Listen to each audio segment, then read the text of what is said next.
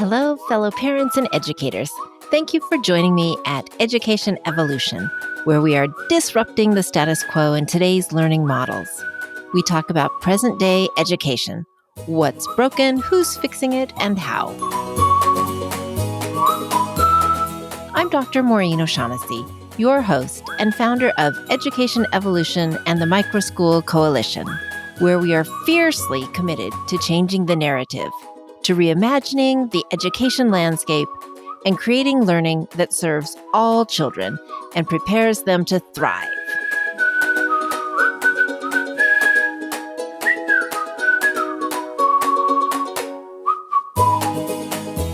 Hi, Jon. Thank you for joining us today on Education Evolution. It's great to be here, Maureen. Jon, if I had an award for Educational Innovator of the Millennium, I truly would give it to you. I am so impressed that you not only co-created this whole flipped learning model, but you have taken it to such a profound level with Flipped Learning 3.0. Would you tell my audience a little bit about what this whole flipped learning business is? Well, first of all, let me say this. I'm not the inventor of flipped learning. I would say that I was one of the pioneers. If you really look back to the history of flipped learning, Joseph Platt, I think his name was, in 1999 wrote an article in the Journal of Economic Education where he talked about something called inverted learning. But then in 2006-07, when Aaron Sams and I first started to play around with this, we didn't know that they existed. And so we sort of co-developed it. And he did it with videotapes and stuff like that. So can you imagine trying to flip your class with videotapes? And we came around at the right time with the right idea. We thought it was our idea, but we rather call ourselves the pioneers, if you will, the ones who kind of helped to bring it to fruition. And, since then, obviously, we've had an amazing opportunity to see it grow around the world. And now in the context that we're at now with COVID and the stuff that's happening right now, there's such a huge interest in flipped learning. I'm just blown away by how this is accelerating the power and the message of flipped learning. Absolutely. And that's nice of you to cite where some of the origins came from. I think we all dive in and do things and aren't always aware of who else might be doing it out there, but it's amazing what you have done. And one of the things this podcast is about is disrupting the status quo in education. And I know you address that in your TEDx talk on ending educational malpractice. What do you think needs to be disrupted in terms of our educational system? We're doing the wrong things at the wrong time. I mean, what's been going on for the last 100 years. In fact, I'd argue that this is something that's only the last maybe 200 years. If you go back deep in the history of education, what you find is that education, say Socratic education, Confucianistic, I don't know if that's the right word, but whatever. Education was much more about exploration and learning and questioning, the Socratic model, right? And then when the Industrial Revolution hit, we tried to teach kids, who had the, as Sir Ken Robinson says, they all had the same birth date. And so we put them all together. And we're trying to deliver the same thing at the same time to all students who are not at the right place. So we're doing the wrong thing at the wrong time. What we need to do is we need to do the hard stuff, okay, when they're present with their teacher. That's what teachers need to be present for. That's in the group space, or let's say in the flipped learning world, or the times when you're physically together. So when I'm with my students later today, now albeit online in a synchronous classroom, we're going to be doing the hard stuff with them, because what they've done is they've done the easy stuff. They've watched a cheesy video that I made about the weather, and we're gonna have a conversation about the weather today when we go deeper with them in my class. Right now it's a virtual classroom, but it's my classroom. That makes perfect sense. I can remember in the 1980s, my college teacher prof was talking about lecture is the least effective form of education. And it was ironic because he was lecturing to us nonstop. I have to admit, I go a little crazy when educators say, oh yeah, we're flipped. And then I see what they do. And yes, they have sent home a video of part of their lesson, but then the whole class period is more lecture. It's like, wait, no, you're missing the boat. Could you explain what this active learning is and what ideally is happening in the classroom when the flip is going home? Yeah, the key to flip learning isn't actually the cheesy video the teacher sends home. It's what you do in class. So the best picture I can draw for you guys is if you're familiar with Bloom's taxonomy, right? Bloom's taxonomy starts at the bottom. It says knowledge and then understanding and then application, analysis, evaluation, creation. As you go up that, it gets more difficult. The filter that you should use when you're trying to figure out what should you do in class, big question, the biggest question about education, I would argue, is what do you do with your class time? What's the best use of your face-to-face class time? And I'm going to argue it's the higher order Bloom's taxonomic things: apply, analyze, evaluate, create. That's what you should be doing in your class. You can't apply something you know nothing about. So there's still a need for some pre-work so they can get familiar, not master, become familiar with the context of the things that they're going to be learning about and going deeper with. That's the heart and soul of it, guys, is what active things can you do in your class to get them to do stuff. So, for example, my students over the weekend, okay, this is a weird COVID thing. They did an experiment at home, and I've watched some of their videos. They did an experiment at home where this is what I probably would have done this in class, but due to Corona, not. But they did an experiment at home with salt water and food coloring. And they're trying to find, to explore the densities of how water flows. It's how ocean currents work, stuff like that leads to weather, all kinds of interesting things. And what we're going to do is we're going to kind of dissect that and make sure that they understand the meaning of that and the connection that has with ocean currents and weather. So that's the focus of today's lesson that we're going to be talking about. But that's an active thing. We would have had it, if I was face to face, we would have done the same thing. We actually would have done this in class, and then we would have had a chance to go deeper and discuss it in class. Now they still watched a cheesy video, though they gave them how to do it. Actually, what instructions I gave them, I said, don't watch the video until you do the experiment. I want you to do the home experiment first. So it's more of an inquiry base, right? I don't want them to just know the answer by watching the video. But some students will still not understand it. So the video's there maybe to kind of pick up the pieces. That makes perfect sense. I think a passion of mine that really drives me, and I know it led me to open my micro school in 2013, is I am horrified and terrified by the mental health statistics of our youth. I'm just the amount of depression and anxiety in our youth and how that's playing out as they go out into the workforce as millennials is just horrific. And I really think that you have a mission in your Flip Learning 3.0 of reaching every student that can be a part of the solution. Can you talk a little bit about your mission? Yeah, it kind of crystallized my mission in life, for lack of a better term, just about a year ago when I was like reevaluating myself. I've been following a leadership guru, Michael Hyatt, for what it's worth, and he encourages people to take a sabbatical. And so I took 2 weeks, unplugged, and kind of rethought life. And I realized that the mission of my life is to reach every student, which is actually the subtitle of our first book that Aaron Sams and I wrote together. But I really see that, at least from a professional perspective, that's what it's about. And flip learning at its heart, and some people ask me this question: why does flip learning work? And now there's tons of research studies, and we can categorically say that it works. And there's not been too much on sort of the efficacy and what causes it to work. But anyways, I think there's two answers. Number one, active learning, okay, as we just been talking about earlier. But I think number two is relationships. That key word is, can you reach every student? And the beauty of flip learning teachers, and if you're a flip learning teacher, you know this. I've talked to thousands of you out there, most of you one-on-one personally, you know that you have better relationships with your students because you have more time to be with kids. And you can reach every student in every class every day. You can have a conversation with each of them. Not as easy in the COVID world, but I'm trying to make it happen. I'm actually doing check-ins with every kid. Little things like, tell me about your favorite pet. And I can tell you, in the COVID world, we had bunnies appearing on the screen. We had dogs and cats. I mean, and today I'm going to ask them what's their favorite book, because they're feeling isolated right now. Because they are isolated, let's be honest. And there is this angst. And education is so much more about that human element, that reaching every student piece, than it is necessarily about learning, weather and oceans and whatever I'm teaching. Absolutely. That makes me think of the work I've done on as an accreditation lead for Advanced Ed and Cognia.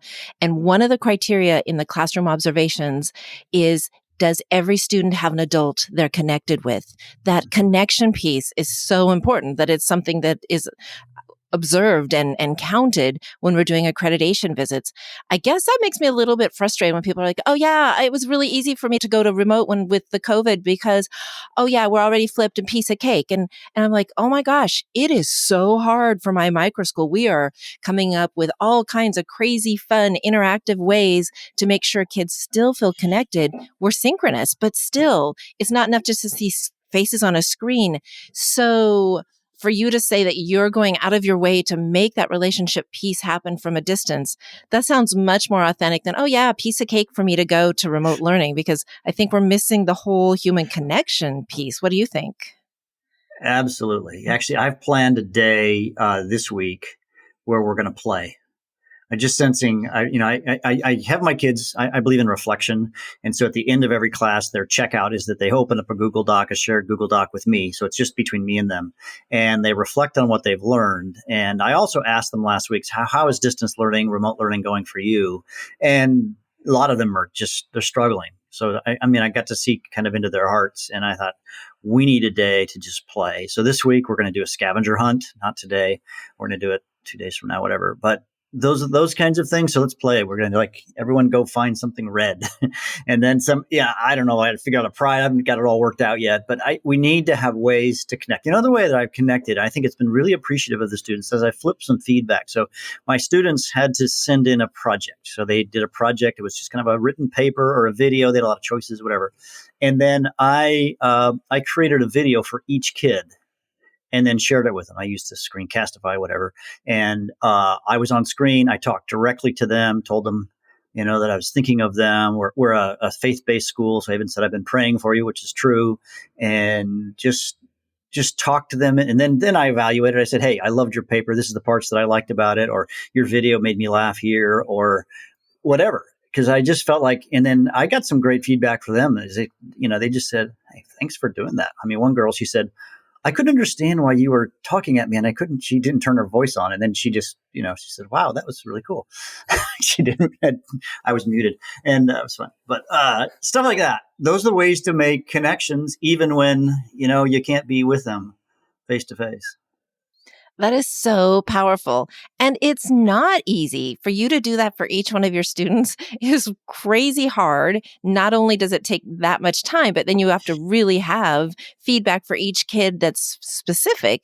So I would encourage anybody that thinks, oh yeah, going remote is easy, to look at the ways it could be so much better. It's not about dispensing knowledge from a distance. It's about these connections. And your example is beautiful. Thank you, Jon. I thought, I'm one of the pioneers of flipped learning. Me moving to, remote learning, I thought, yeah, I've got this. I didn't have this, Maureen.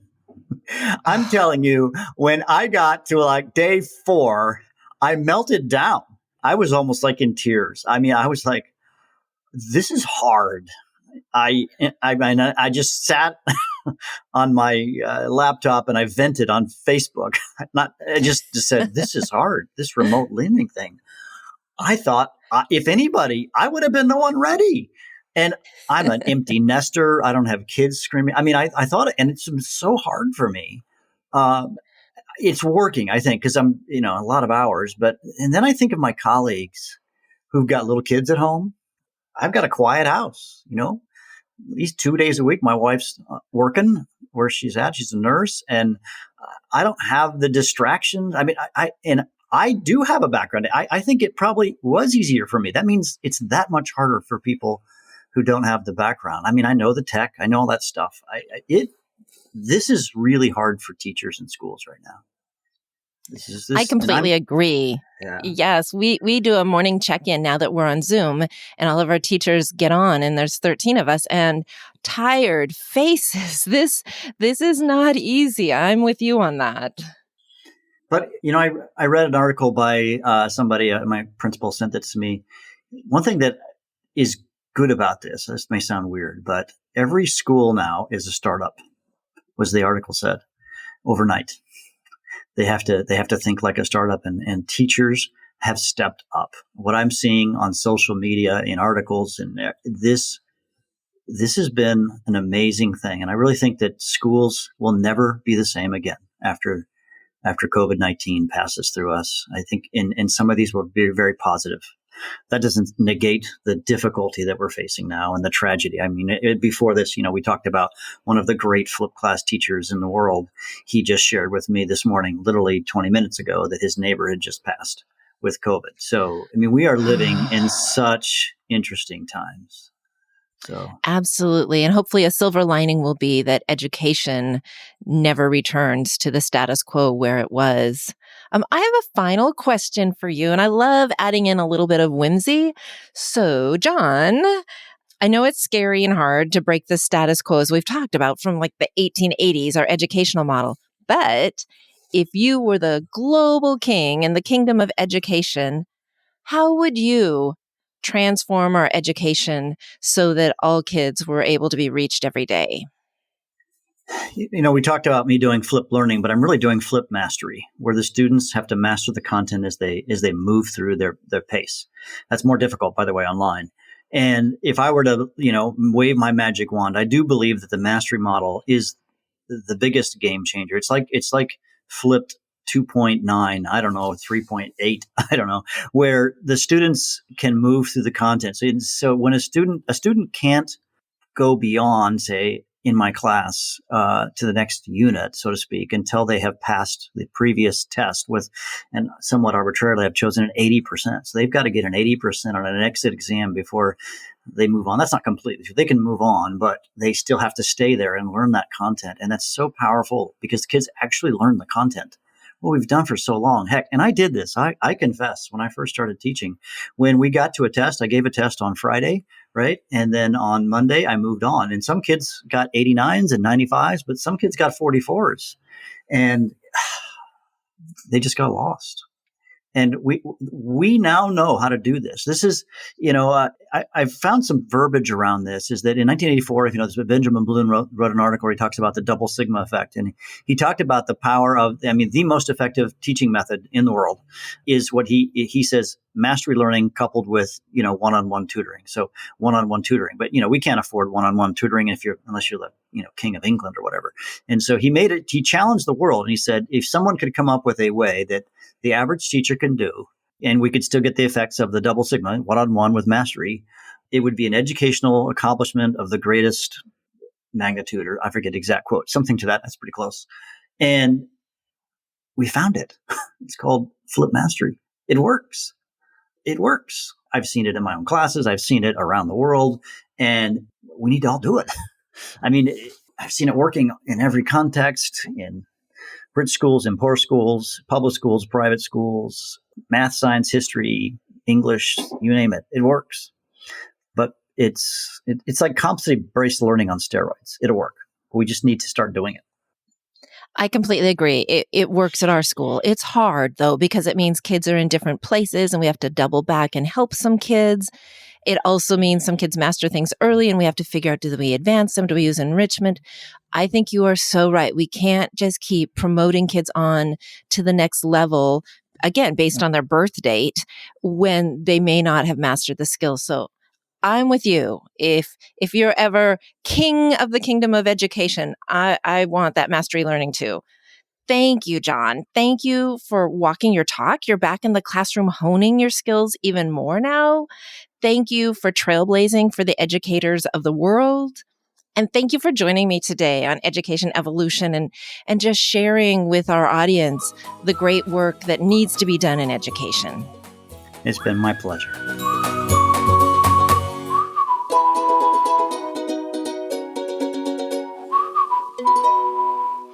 Wow, Jon is amazing. Flipped learning is something that I have been sold on since before I opened my micro school.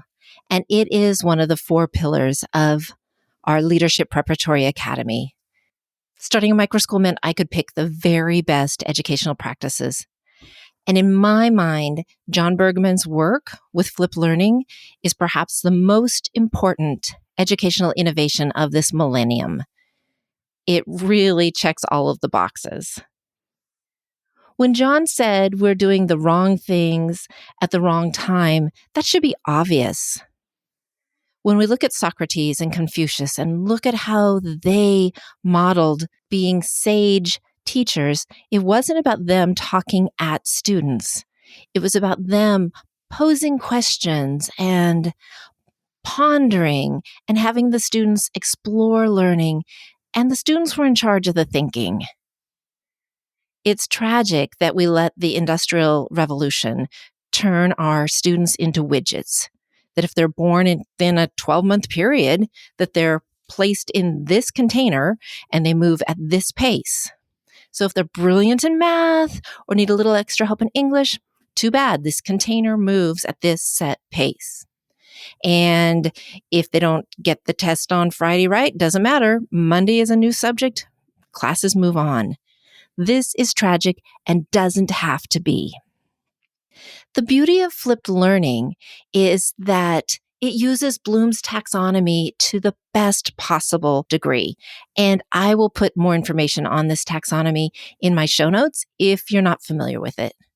Bottom line, Benjamin Bloom's work said that in this triangle, the basic pieces of learning, kids need to remember things, understand things. That's just a basic foundation, just the bottom two levels. Unfortunately, a lot of education ends at those two levels because the rest is pretty darn hard work, and it means the students have to be directing their learning, which is also uncomfortable for some teachers. But we want kids to be able to apply their learning, analyze it, synthesize it, evaluate it, and create. This is where design thinking has been really becoming a more popular concept because kids do all of this thinking and they're truly engaged. The beauty of flipped learning is the bottom part of this triangle happens in a pre-work video that's sent home. So the teacher talk is less. It's just the basics, just to familiarize the kids with the concepts. And then synchronously, which was the word Jon used, that means when we're face to face in the same learning environment, and it can be over a video conference. It doesn't have to be in the physical space, but where the teachers are present and can guide the learning, ask some probing questions, speed up things, slow things down, check for understanding. That is synchronous learning. And we need that kind of a learning model for students to be able to get to those higher levels of Bloom's taxonomy. Flipped learning does that. It takes that teacher from being the sage on the stage to the guide on the side.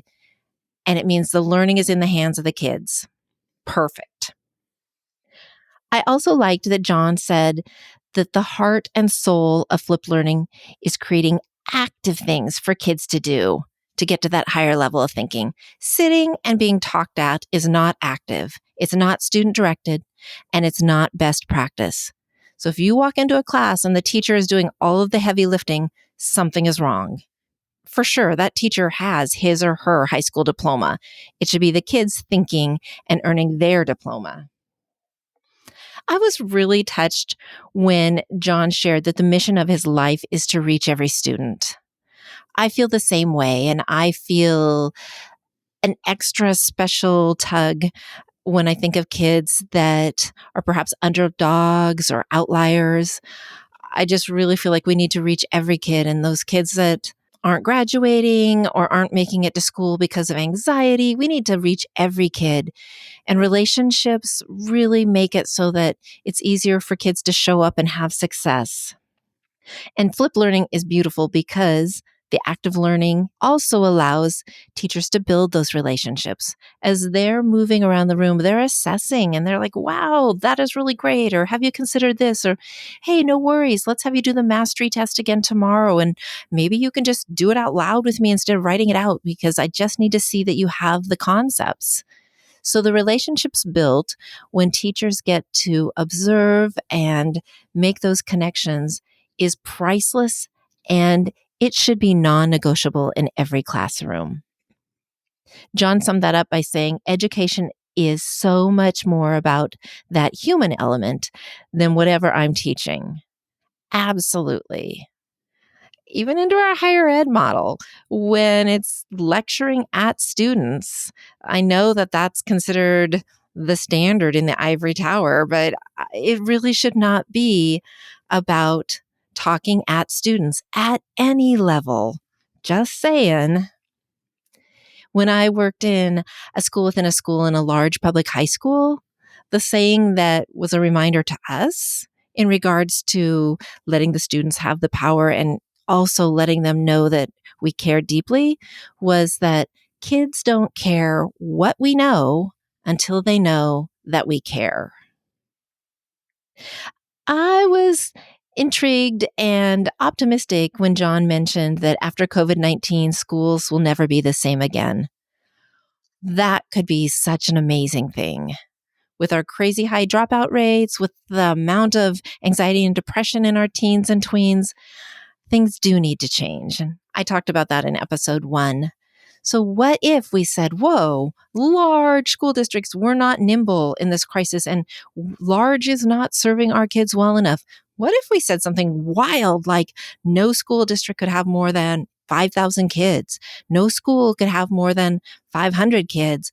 What if we rethought things not on economics, but on what's best for kids? What if we took this Pony Express of education, basically the same model we've had since the 1800s, and turned it into an Amazon next day delivery system? Every other part of our society has evolved. Maybe this could be the shakeup that we need for education to get the support and the funding so that it too can evolve and really take advantage of modern resources. Jon concluded by talking about flipped mastery. To me, this is so foundational. He called it the mastery model, the biggest game changer. I completely agree. We have to know that kids are mastering their content before they move on. I don't know how it is everywhere, but in Washington State, a lot of kids get moved on through middle school pretty much no matter what. And so if they have a 60% sixth grade, they're moved on to seventh. 60% moved on to eighth. 60% moved on to ninth. So when we get them in ninth grade, the deficits are enormous. And it didn't have to be that way. They could have had a solid foundation. They could have had a chance to retake tests if they didn't get them, to perhaps have more time for testing, to give tests orally instead of having to write them, or to type them instead of write them. We need to make sure kids are mastering their content before they're moving on. And how cool would it be if we had a system where if they demonstrated mastery with pre-tests, they got to move on more quickly or go into enrichment activities and not sit and be bored and disenchanted with learning? Our present model needs to have mastery added to it everywhere. My big takeaways from listening to Jon Bergman, I think there were 3. First, learning can and should be engaging, active, and exploration by students. 2, relationships in school are not optional. We need models of learning, like flipped learning, that support this basic human need. And 3, flipped mastery, with students demonstrating knowledge before they're moved on, should be non-negotiable. It should be a no-brainer. You really don't want me out there driving until I've passed the driver's ed test and demonstrated my competency. Come on. We do this in every other aspect of the world. Why wouldn't we want this for our precious, precious children? A little bit about Jon. He is the educational leader of the Flipped Learning Global Initiative, which is a worldwide coalition of educators, researchers, technologists, professional development providers, and educational leaders. They are in 49 countries, and this coalition is committed to effectively reaching every student every day through flipped learning. You can go to flglobal.org for a ton of powerful resources and online certification classes. And all of the teachers at my micro school have taken at least one of these online certification classes. And for us, they're a wonderful brush up and they're foundational. And because they're flipped, you can go back and watch the flips over again, and you get to learn from a wide variety of educators, elementary through college, around the world, that are really reaching every kid every day. Jon Bergman, flipped learning pioneer and mission-driven educator, you are a blessing to the world of education. Thank you, thank you, thank you.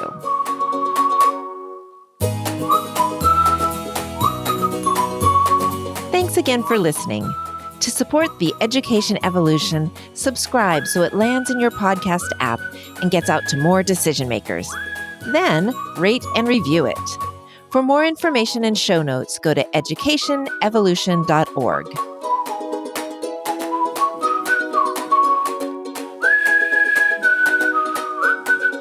Education Evolution listeners, you are the ones to ensure we create classrooms where each student is seen, heard, valued, and thriving. We are in this together, and we need you. Let's go out and reach every student today.